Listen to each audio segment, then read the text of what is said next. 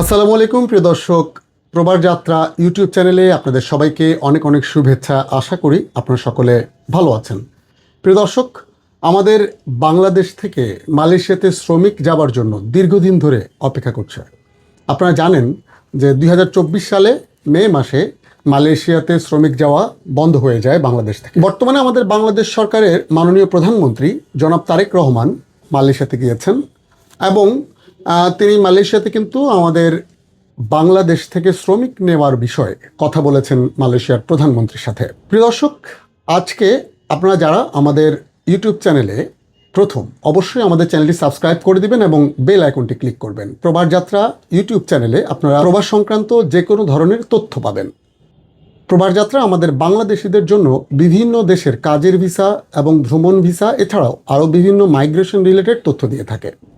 তাছাড়া আপনারা অবশ্যই অবগত আছেন প্রবাস যাত্রা একটি অ্যান্ড্রয়েড অ্যাপ রয়েছে, যেটি আপনারা গুগল প্লে স্টোরে গেলে আপনারা খুঁজে পাবেন। বাংলা অথবা ইংরেজিতে প্রবাস যাত্রা লিখে সার্চ করলে আপনারা কিন্তু প্রবাস যাত্রা অ্যাপটি পেয়ে যাবেন। প্রবাস যাত্রা অ্যাপটি ডাউনলোড করে রেজিস্ট্রেশন করে নেবেন আপনার মোবাইল নাম্বার দিয়ে। আমাদের মাননীয় প্রধানমন্ত্রী বাংলাদেশ থেকে শ্রমিক নেওয়ার বিষয়ে অনুরোধ করেছেন মালয়েশিয়ার প্রধানমন্ত্রীকে।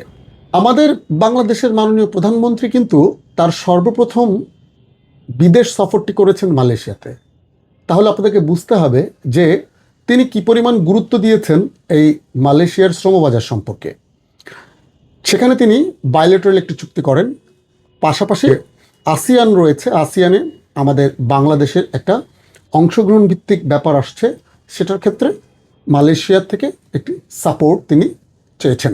মাননীয় প্রধানমন্ত্রীকে অনুরোধ করেন যত দ্রুত সম্ভব বাংলাদেশ থেকে যেন শ্রমিক নেওয়া হয়। পাশাপাশি আমাদের বাংলাদেশের যে সকল শ্রমিকরা বর্তমানে মালয়েশিয়াতে বিভিন্ন কারণে অকারণে প্রতারিত হয়ে কিংবা যারা অবৈধভাবে মালয়েশিয়াতে গিয়েছেন এবং অবৈধ আছেন, তাদেরকে বৈধ করার ব্যাপারেও কিন্তু তিনি কথা বলেন এবং সে বিষয়ে মালয়েশিয়ার প্রধানমন্ত্রী কিন্তু একটা আশ্বাস দিয়েছে।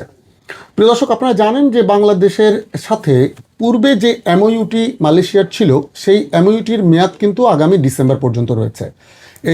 এই যে মেয়াদটি রয়েছে, এই মেয়াদ থাকাকালীন সময়ে নতুন করে আবার আরেকটি এমওইউ কিন্তু স্বাক্ষর করতে হবে।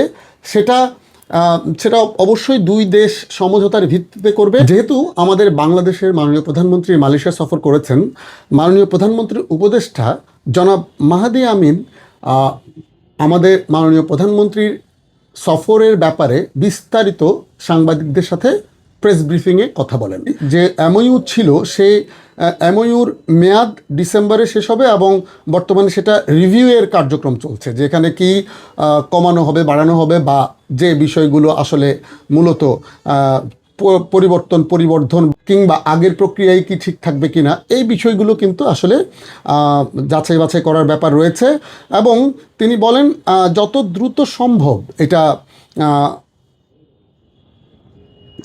তিনি বলেন যে খুব দ্রুতই কিন্তু মালয়েশিয়া ওপেন হতে যাচ্ছে।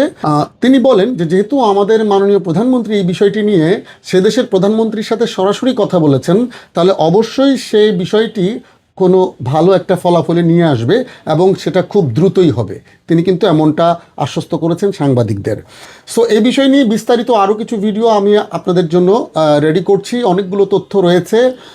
আজকে শুধুমাত্র যে মালয়েশিয়াতে মাননীয় প্রধানমন্ত্রী সফর করেছেন, আজকের বিষয়টি শুধুমাত্র আপনাদেরকে জানিয়েছি।